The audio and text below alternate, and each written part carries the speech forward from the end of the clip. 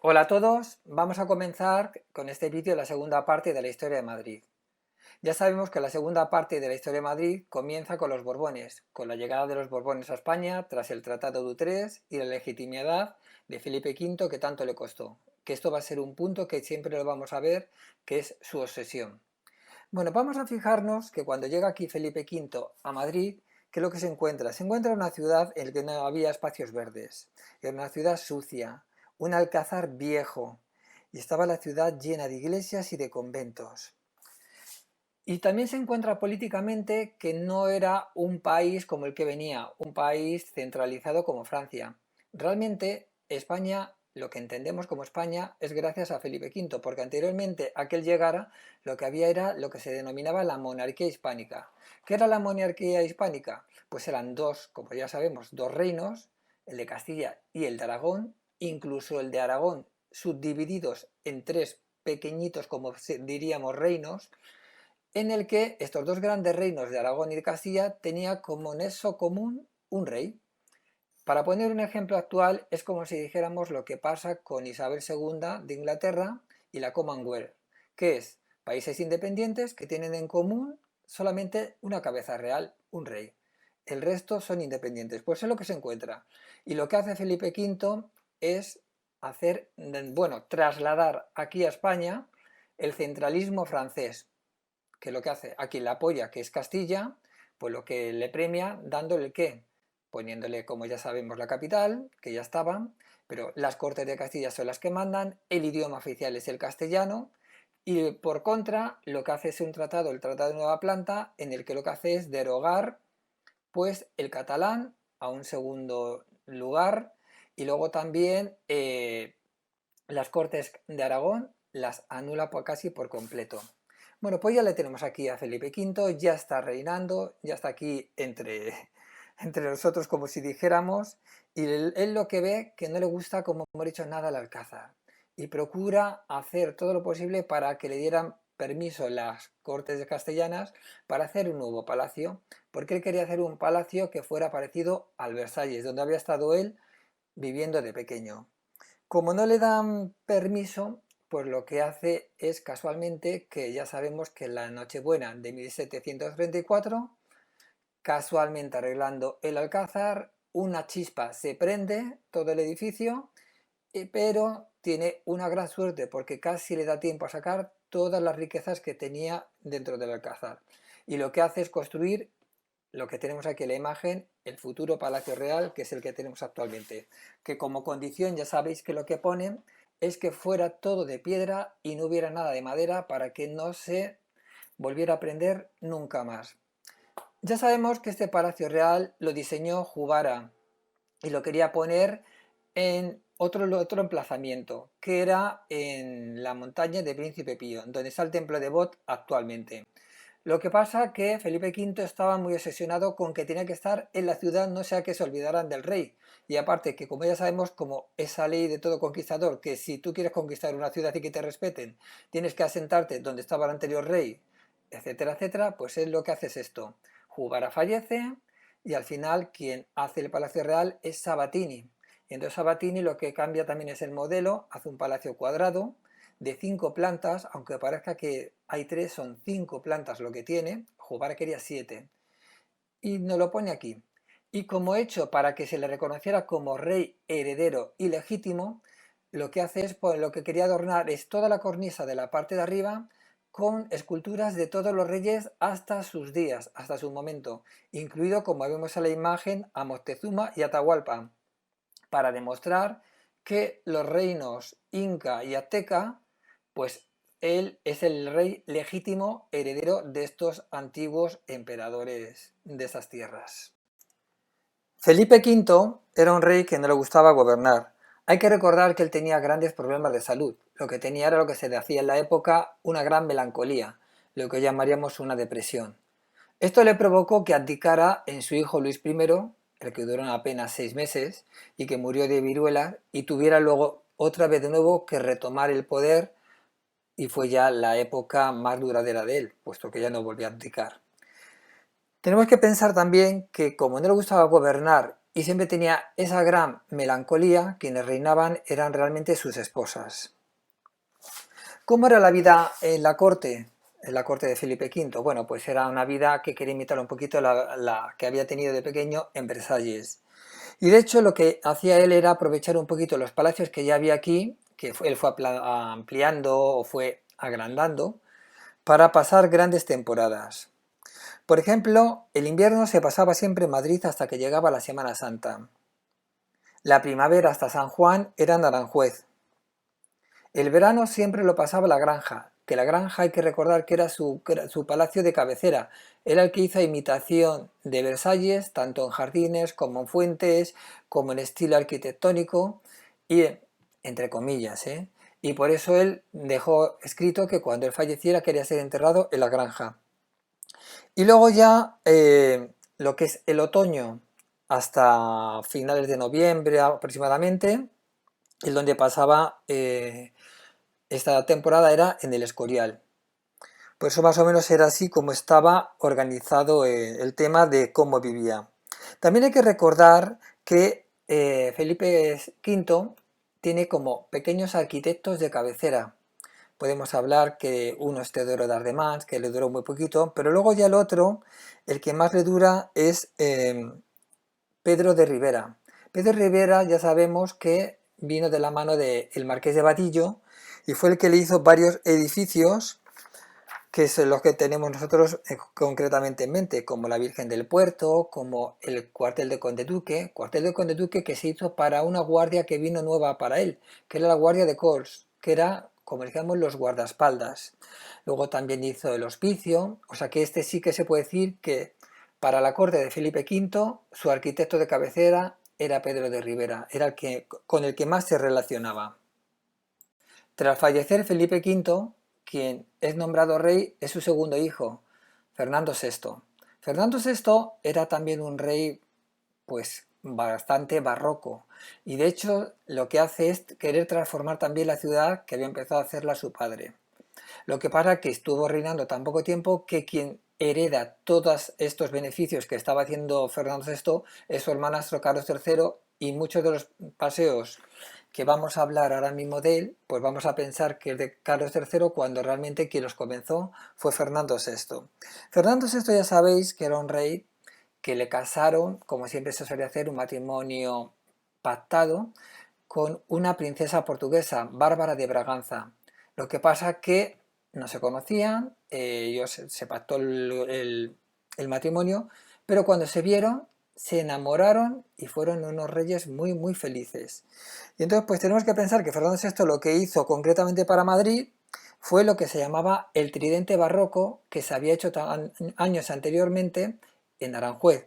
Y diréis vosotros, ¿cuál es ese tridente barroco del que nos hablas? Pues el que está en Atocha, concretamente de la glorieta del emperador Carlos V, salen tres calles, que es lo que se llama el tridente. Vamos a fijarnos en la foto que tenemos. Pues salen tres calles, que una ya sabéis que es la Ronda de Atocha, la otra es la Santa María de la Cabeza y la otra es Delicias. Que si miramos la fotografía chiquitita dentro de la grande, vemos que ese tridente se termina juntando en dos grandes pasillos hasta que llega al puente de Toledo, puesto que esto se llamaba el Paseo Real, el Paseo de las Delicias, que es como así se hizo también llamar, por donde el rey quería pasear hasta llegar al río Manzanares. Pues este tridente se hace en Aranjuez, se hace también aquí y es copiado de lo que se hizo en el tridente romano que sale desde la plaza del Popolo. Pues ya tras esto, también otro de los edificios que vamos a ver que hizo también Fernando VI es el que vamos a contemplar en la siguiente diapositiva. Pues ahora vamos a hablar de esta imagen que tenemos aquí, que es las salesas reales. Este convento es el que hizo Bárbara de Braganza, ella preveyendo que se iba a quedar viuda, que iba a fallecer primero su marido antes que ella, y que entonces, como ella se llevaba muy mal con su suegrastra, con Isabel de Farnesio, que le iba a expulsar de la corte y se iba a tener que volver a Portugal porque no iba a tener ningún sitio donde meterse. Entonces, como ella pensaba que su marido iba a fallecer antes que ella, porque sufría como su padre también melancolías, pues lo que hizo fue construir este edificio, que era convento e iglesia. Se lo encargó a Moradillo y la fachada de la iglesia recuerda un poquito a las iglesias portuguesas.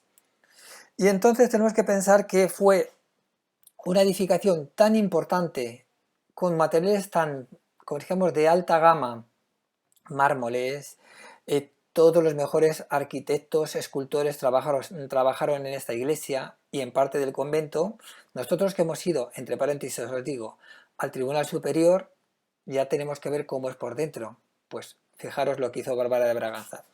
Pues continuamos. Pues entonces fue un gasto tan grande que los madrileños, que sacan chiste a todo, pues ¿qué es lo que decían? Pues bárbara obra, bárbaro gesto, bárbaro gasto, bárbaro gusto. Tenemos que pensar que era tan caro lo que hizo ella que los madrileños, vamos, lo tomaban como un despropósito. ¿Qué es lo que ocurrió? Que quien falleció fue ella primero antes que el rey. Y entonces, al final, este convento pues terminó convirtiéndose en el Tribunal Supremo, que es el que conocemos ahora mismo, y de ahí que en Madrid quede ese dicho de cuando alguien hace algo a alguien, pues le dicen, a mí con esas, a las salesas, como que si haces alguna ofensa, te llevan aquí a los tribunales, que era el antiguo convento de las salesas reales. Tras fallecer Bárbara de Braganza, al año justo se puede decir que fallece también su esposo, Fernando VI, y tras la muerte de este, quien viene a reinar es su hermanastro Carlos III, que había estado gobernando en Nápoles y Sicilia casi por 25 años. Tenemos que pensar que Carlos III no quería venir a España. Él estaba muy a gusto con su corte napolitana, estaba allí feliz en esa ciudad que había organizado a su modo y forma, y entonces pues es la insistencia de su madre Isabel de Farnesio la que le obliga a que venga aquí a Madrid a gobernar España. Y él lo que hace es venir con el bagaje de rey que había tenido allí, pero también se trae a sus arquitectos, a su corte, a sus manos derechas, para empezar a gobernar. Lo primero que se encuentra es una ciudad que era más que nada, más que ciudad, una especie de pueblo grande. No tenía apenas nada de lo que había dejado allí en Nápoles. Nápoles, ciudad en la que todavía se le recuerda a Carlos III. Y hay muchos edificios hechos por él que la gente pues los tiene como, digamos, de gran prestigio, como el Teatro San Carlos, el Palacio Real de allí de Nápoles, la Vía Toledo. Pues aquí quiso imitar un poquito lo que había hecho allí en Nápoles. Y entonces pues lo que hace que es grandes paseos. El primero que nos viene a la cabeza es el Paseo del Prado. El Paseo del Prado ya sabéis que estaba dividido en dos zonas. Lo que está más cercano a Cibeles era lo que era el Salón del Prado. Sitio de recreo, el sitio para ser visto, sitio para pasear, sitio para ir en corte y sitio para ligar y filtrar. ¿Por qué? Porque allí es donde iba la gente de alto nivel y allí paseaba y se dejaba ver y ser visto. Y de ahí es de donde nos viene ese dicho de vete al quinto pino. Y de vosotros, pues eso es algo feísimo, que te mandan como dijéramos, vete a lo peor. Realmente no, lo de vete al quinto pino es porque el Paseo del Prado, bueno, el Salón del Prado estaba adornado por pinos. Cada pino tenía que estar separado el uno del otro a 5 metros. Entonces, tenemos que recordar que iban las chicas con su doncella o su dama de compañía y los chicos llevaban a su amigo, es decir, iban con las carabinas.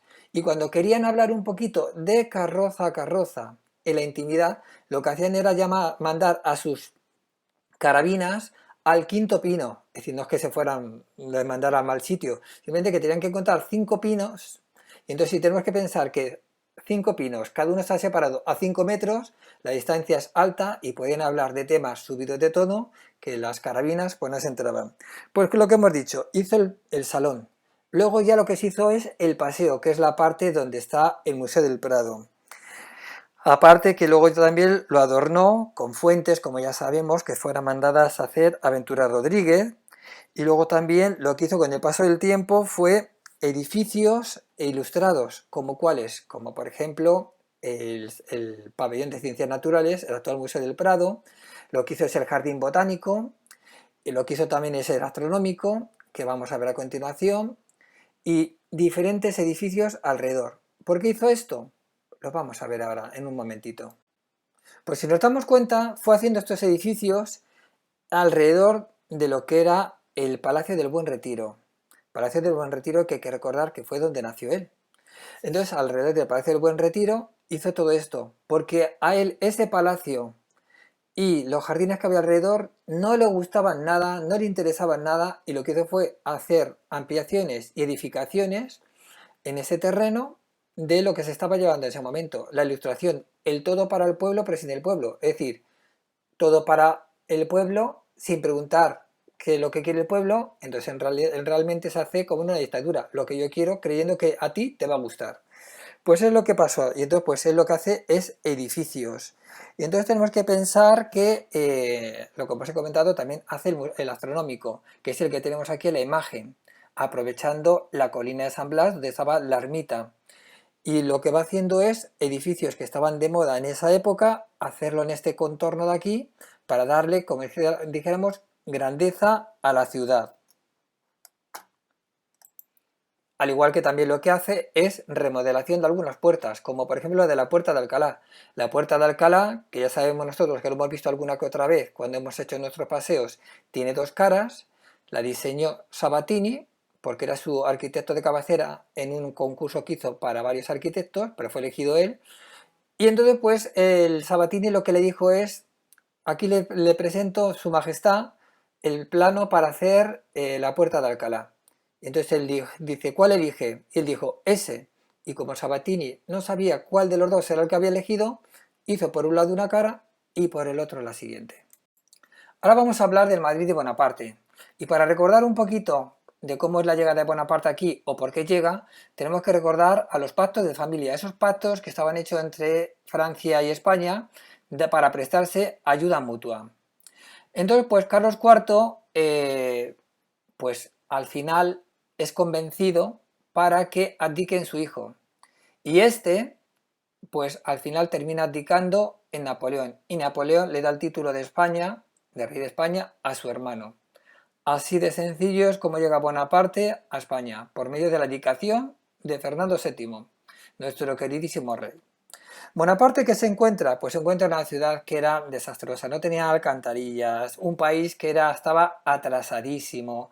Entonces, pues lo que intenta es arreglar un poco. Lo primero que hace es abolir las aduanas, quita la Inquisición, empieza a hacer lo que se denominaría luego después las desamortizaciones, ampliación de calles, creación de plazas, en una palabra, intenta cambiar la ciudad.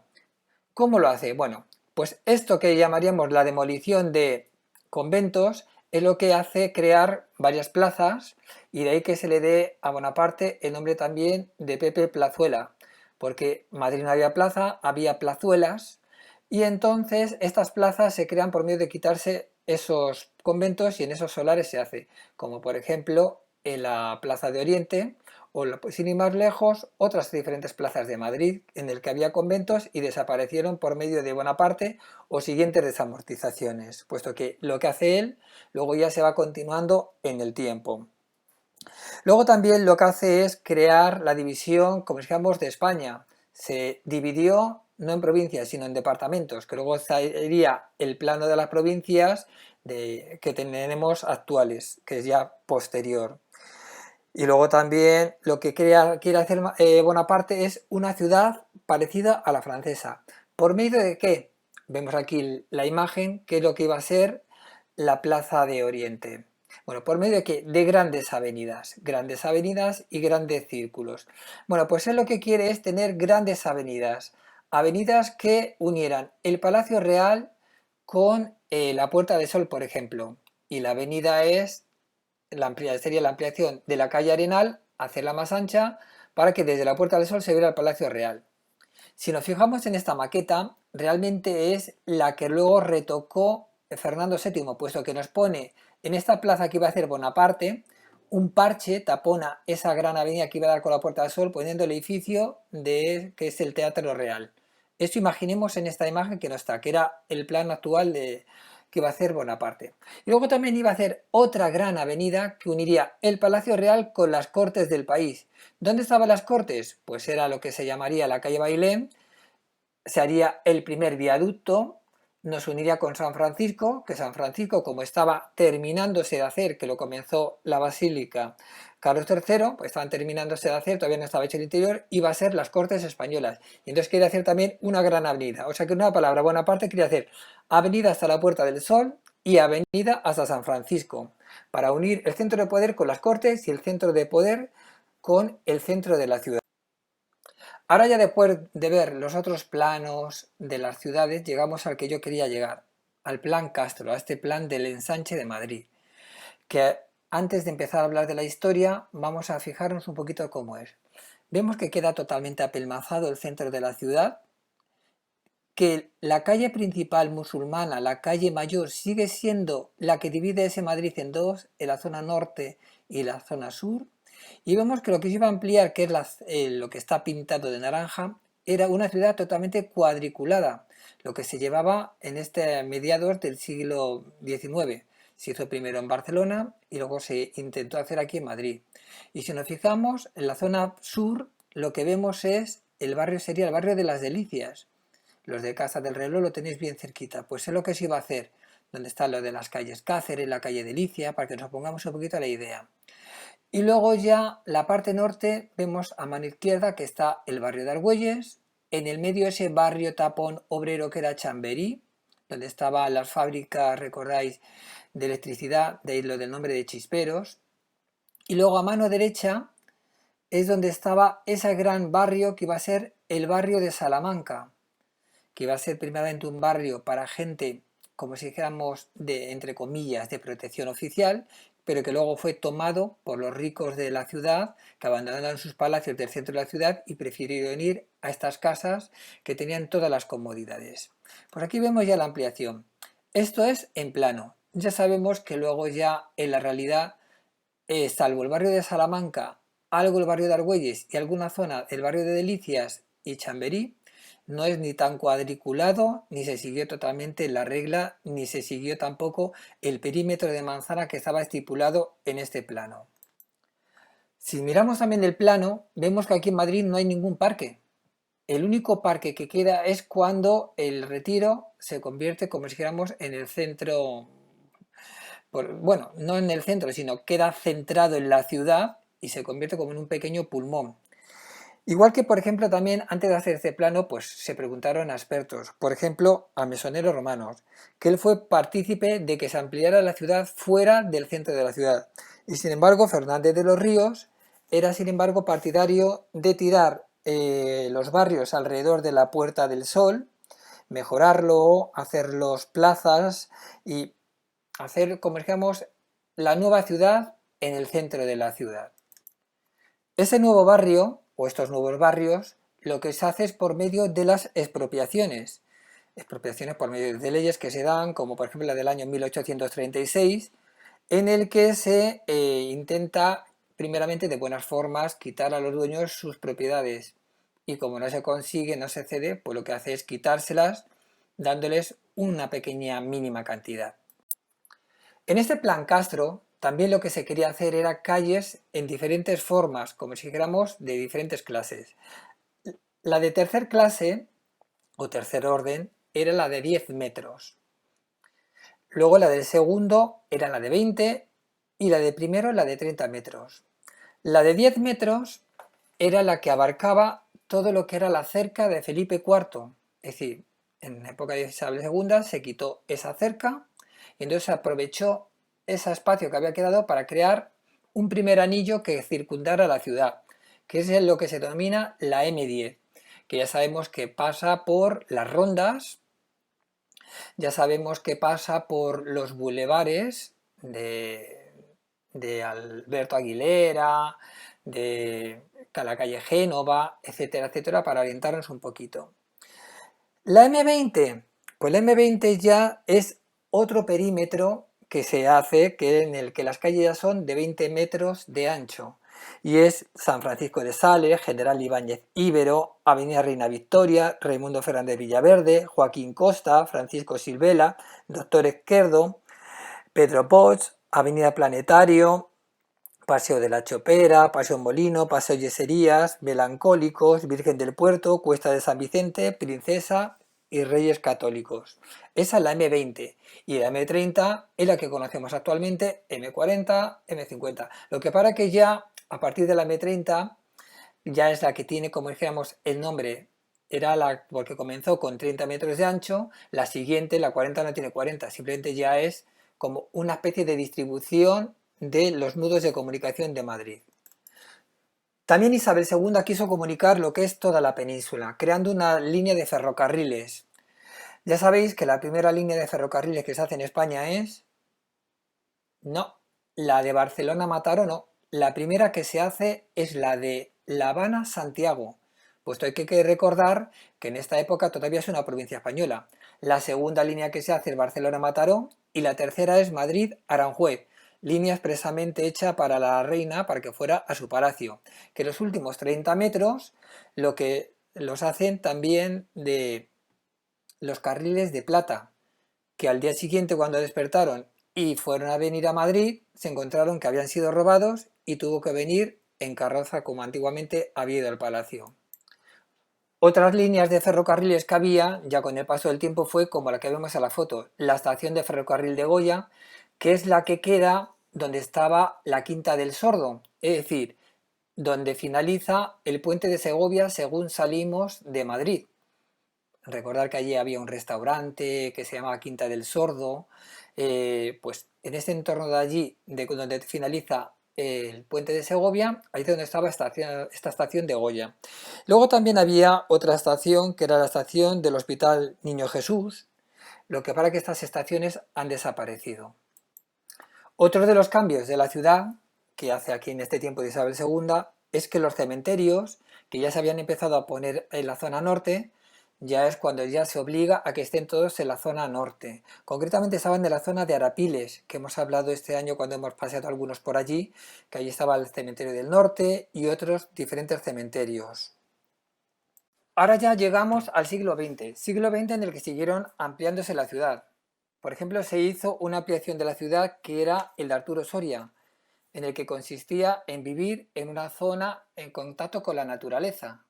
Por eso se hizo una gran avenida, con grandes arbolados, zonas verdes y viviendas unifamiliares, que luego con el paso del tiempo se ha ido transformando a edificaciones, pero bueno, la idea en un primer tramo sí que quedó. Y luego también lo que se hizo en este siglo XX fue crear una nueva avenida, que es la Gran Vía.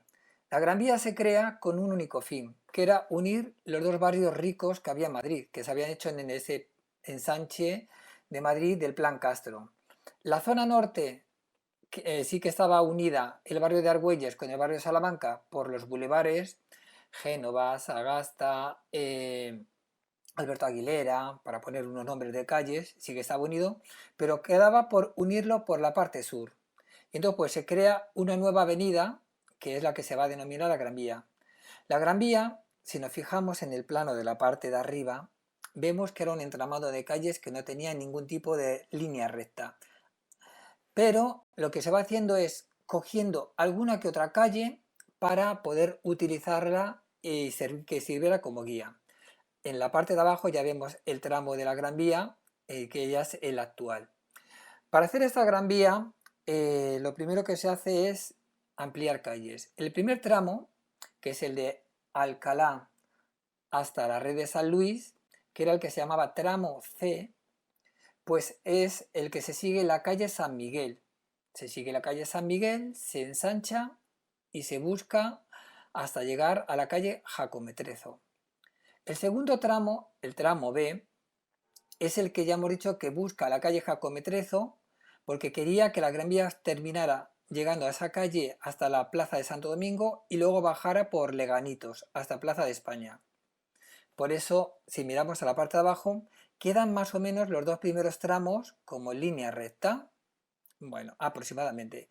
Lo que pasa es que vemos que en el último tramo ya varía y se desnivela para el lado derecho, porque se hace allá trasmonte, porque querían ya, se dieron cuenta que si iban por Leganitos, para unir con la zona norte por medio del desmonte que iban a hacer también en la calle Princesa, pues iba a estar muy desviado y pensaron que había que hacerlo mejor de frente para que quedaran las dos avenidas como vemos actualmente en línea recta. Por eso se modifica un poquito la fisonomía de la Gran Vía, que iba a ser más recta y no que los dos primeros tramos son bastante rectos y el último como que se inclina un poco. El primer tramo mide 25 metros de ancho, el segundo 30 y el tercero tenía que ser 25. El segundo medía 30 porque tenía un bulevar en el medio. Pero al final, como vieron que había mucho tráfico rodado, lo que hicieron fue modificar los dos últimos tramos a 30 metros de ancho para que no hubiera problema con el tráfico actual.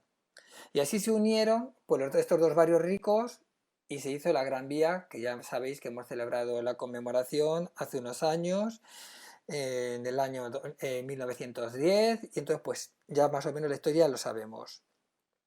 Y ya por último, tenemos que pensar que ya no solamente Madrid creció por medio de avenidas en Sánchez, también lo que se hizo en los años 50 fue anexionarse pueblos aledaños, como cuáles, pues se unieron o se anexionaron para la capital, pues pueblos que estaban muy cercanos, como Fuencarral, San Martín de la Rosa, Hortaleza, Canillas, Canillejas, Vicálvaro, Vallecas, Carabanchel Alto y Bajo. Me encanta lo de los carabancheles a mí.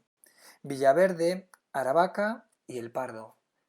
Os lo he ido diciendo según por el orden de anexión a Madrid. Y esto es más o menos porque así tenemos una ciudad bastante grande. Porque lo que se quería era quitar esa ciudad pequeña y infinidad de pueblos que congestionaban ella y por medio de tener unas mismas normas y ampliaciones crear una ciudad ya, como se decía, cosmopolita. Y ya más o menos con esto ya terminamos la historia de Madrid, así muy por encima, pero profundizando en algunos detalles. Espero que os haya quedado claro cómo ha nacido y crecido esta ciudad, que os haya gustado y ya nos vemos la próxima semana, pero en el vídeo de la próxima semana ya nos vamos a algún pueblo, que será una sorpresa. Buena semana y nos vemos en 7 días.